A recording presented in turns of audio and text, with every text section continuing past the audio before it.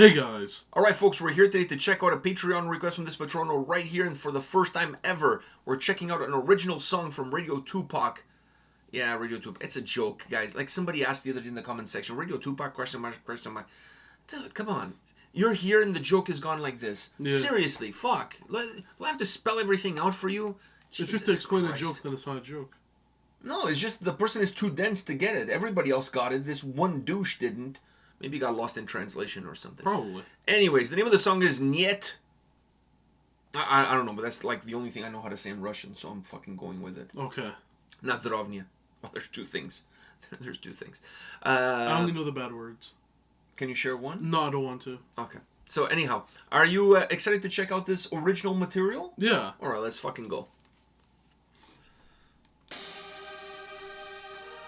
Oh, that's the tour dates.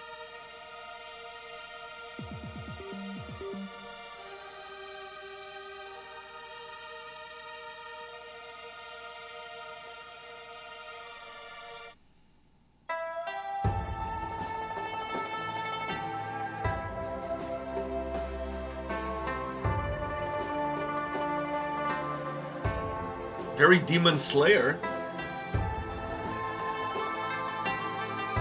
You're not getting that Okinawa vibe?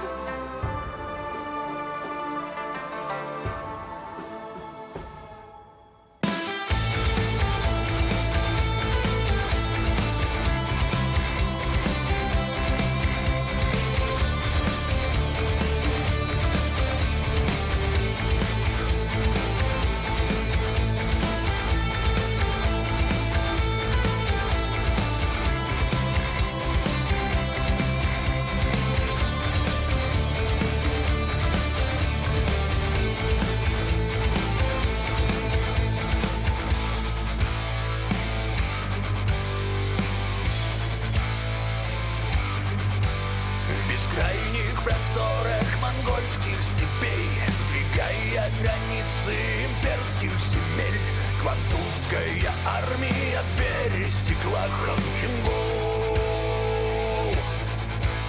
Под призрачным светом небесных плеяд монгольский цирик и советский солдат плечом к плечу встали под гнёт атакующих волн. Они сражались и здесь полегли на рубежах границ братской земли. Там, где шел самурай, где драки танков рвали дверь, Красной армии длань японца предрекала смерть. Встав за братский народ, мы с доблестью исполним долг. Там захватчиком бой, отбросив их всех Халхин Гол. Добившись господства в воздушных боях, командующий Жуков на свой риск и страх направил бой с марша весь танковый дивизион. Потери страшны, но им тяжело. Резервы подходят, и время пришло изгнать неприятеля обратно Манчжоу. Тысячи воинов на смерть полегли на рубежах границ братской земли. Там, где шел самурай, где драки танков рвали дверь, Красной армии длань японца предрекала смерть. Встав за братский народ, мы с доблестью исполним долг. Там захватчиком бой, отбросив их всех Халхин Гол.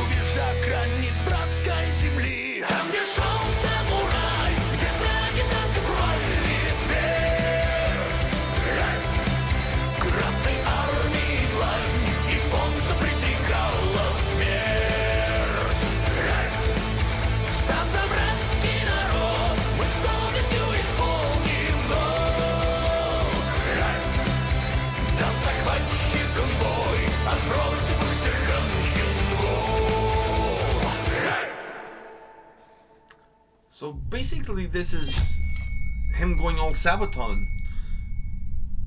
No, you know what would be really cool? I was about to say, like, are you sure this is original? Yeah. I mean, that's what I was told, that this is original. Now, what would be really cool is if Sabaton did a cover of this, because he did covers of Sabaton songs. I mean, it was only fair. Now return the favor and do a cover of his song. By the way, I wonder what movie that is from, because now I'm super interested in watching that movie. Yeah. And who are the Japanese fighting against? Because I didn't see any crests or anything like that. I don't know who they were. But once I saw them showing up with Miyagi Dojo around their heads, fuck, I knew those guys were kamikazes. Those are not, yeah. Oh, I knew right away. Yeah, I knew, like, there's no pain in that dojo. There's no pain in that dojo. There's no fear in that dojo. I think, when it came to the kamikaze, they were very... it was an honor for them. It was an honor, but they're very wasteful with their men. I know, there was one guy that went into the tank. Well, there's 3 guys on top. You just killed everybody. Well, that's 3 other tanks that could have been destroyed. Exactly. And by the way, if you're able to open up the thing and jump inside, why not just throw the grenade in? At that point, you don't even have to go inside. You throw the grenade and save yourself for another tank. And not only save yourself for another tank, you can save, you could take more tanks out with less guys, I like I said, very wasteful. I think so too. I think they were not careful in terms of prioritizing. They're just like honor. Maybe that's why they were getting slaughtered there. Because then the other tanks came over the ridge and it was just like half of them died, half of them got spawn killed. Like half of them were just kind of like sitting there waiting to be killed. By the way, the guy in the plane misses the dude running, and then he turns around with a rifle and shoots down the plane. Yeah. Like, it's probably hard to aim in the fucking plane. Well, unless the guy in the plane is a stormtrooper with horrible aim that you can't kill the fucking guy. If you're a plane fighting another plane, yes. But if you're a plane shooting at an ant... I know, but the fucking guy was running in a straight line. It's not like he was fucking zigzagging and shit. You still have to take into consideration, he's flying the plane. Okay, but you just gotta shoot and kind of go like this. You're speaking... The guy had a better chance because all he has to do... When I play flight simulator games, I'm always able to do it properly. So never. You don't know. But, like, the only kamikaze guys who actually, like, weren't wasteful were the guys in the trucks. They took out a tank each. Yeah, that is true. And one person take out those tanks. Yeah, they definitely waxed on and waxed off. Or paint the fence. Whatever the fuck. I don't know. Anyhow. I just want to know what movie this is from. Yeah, same. Because I couldn't tell. Were they the Americans? I didn't know. No, they didn't. They look like Germans. They look like the Germans, but I know, but they didn't have any German logo on them or anything like that. I thought you were going to say memorabilia. Whatever. Insignia. They didn't have any insignias. They didn't have any German merchandise. They didn't have. Yeah, they were not flaunting it for sure. But it looks like it looks like one of those like made for TV movies because it looks like kind of cheesy at a certain point. But the action scenes are pretty entertaining. Yeah. So I'm kind of interested to see what this is all about. I would totally watch this movie just to see, because that fucking guy. Mr. Miyagi there with a sword, that was fucking badass. He climbed on top of the tank, the guy's burning and he's fucking... Yeah, but then there was also like the ones where like the guy got shot, like the what's it called? Like the grenades would come and then they're flying in the air and you'd see like I like those type of action scenes. There's those scenes in like that one with Mel Gibson, the one in Vietnam. Mel Gibson in Vietnam? That doesn't ring a bell. Really? No. We Were Soldiers? Lethal Weapon? We Were Soldiers. No, it's We Were Soldiers. Mel Gibson was in We Were Soldiers? I don't know. I think it is Mel Gibson. I don't know. All I know... Passion of Christ? No. All I know is those action shots in that Braveheart. movie. Braveheart? No, I'm right with the name. But those action shots in those movies are fucking literally killer and killer. Like, I love those... like, any type of, like, war movie... They need to have some good-ass action shots. These were some good-ass... Yeah, some mutilation ones, when there's like an arm flying one way and a leg going another. That's the only time they're entertaining. Yeah, that is true. I don't give two fucks about the story. I just want to see some body parts fly. It's like when I watched Deadliest Warrior. When I used to watch Deadliest Warrior, I didn't give two fucks about the analytics. I just cared about the 5v5. Or the 6v6. Or sometimes the 4v4. Okay, whatever. Anyhow. Fair fights. Song. What do you think about the track? It was like a Sabaton song, but not because it was better than last Sabaton album. Fuck, this was better than anything on the last Sabaton album. This was better than anything. Stormtroopers on the last Sabaton, that's probably the best song of the record. Yeah. That's the best song of the record. But this is still better than the entire album. Minus that song. Minus that song. Yeah.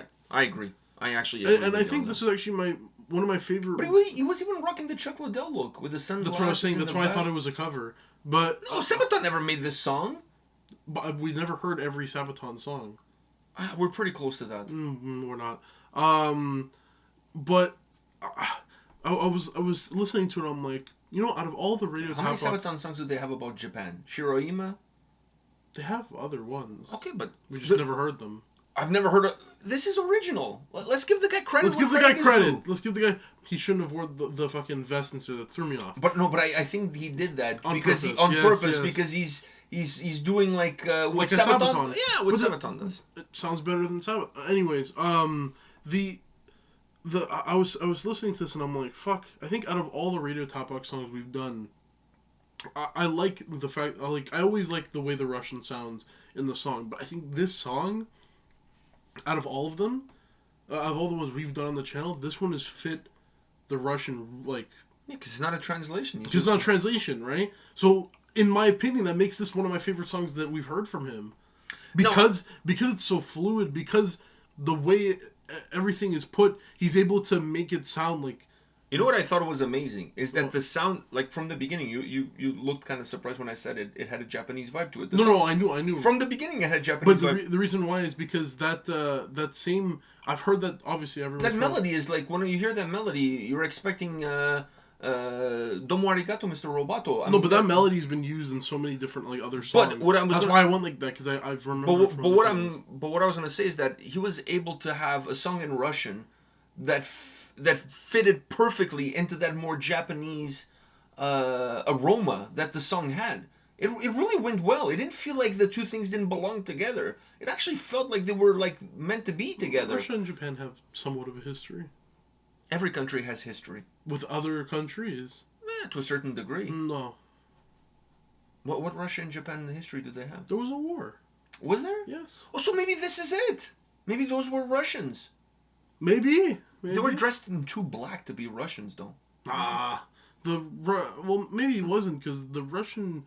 I haven't searched of this war in a long time. I've kind of been lacking on my history in the past, couple months. Amongst other things. But I feel like... No. I feel like... I can't remember exactly when it was, but I think it was a little bit before World War II. So... Or maybe a lot before World War II. May someone please check me in the comments. It happened in this millennium. I think that's a fair thing to say. Yeah. Okay. Just trying to narrow it down. It was somewhere between the 1800s and the 1900s. Let me just get my that. Somewhere in there. Okay, that narrows it down. I said millennium. Now you're just going 100 years. Down. So, anything before 1945 and anything after 1800. Okay. All right. Fair enough. Let us know your thoughts on this song. Hit us up in the comments section, and we'll see you guys at the next video. See ya.